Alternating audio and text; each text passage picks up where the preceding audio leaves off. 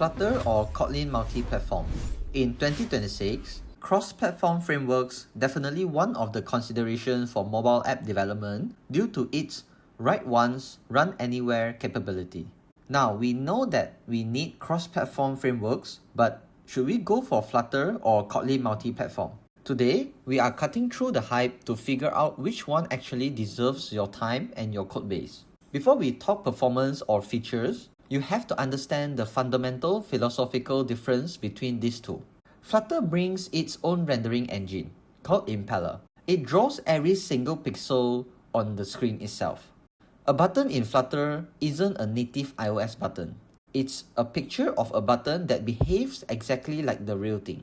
But now we can see Flutter dev team started to have a clear separation for material and Cupertino components.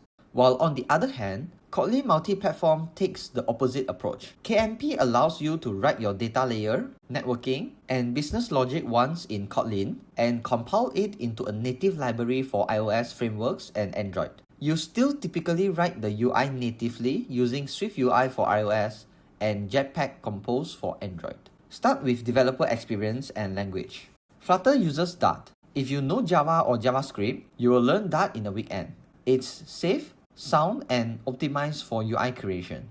The superpower here is Flutter's hot reload. It is still the best in the industry. You change a color, save, and it's updated on the simulator instantly without resetting the app state. The developer velocity in Flutter is incredible. Kotlin Multiplatform uses Kotlin. If you are an Android developer, you already love Kotlin. It's modern, concise, and now safe. The tooling powered by JetBrains is excellent. However, the setup for Kotlin Multiplatform can be intimidating. You are wrestling with Gradle build scripts to ensure your shared code talks correctly to Xcode and Android. It's gotten way better, but it's still high friction than Flutter Create. Next, UI rendering and performance. This is where the philosophical differences hit the road. Flutter draws its own UI. It's fast. It aims for 60 or 120 FPS and usually hits it. You get a highly consistent look regardless of OS version.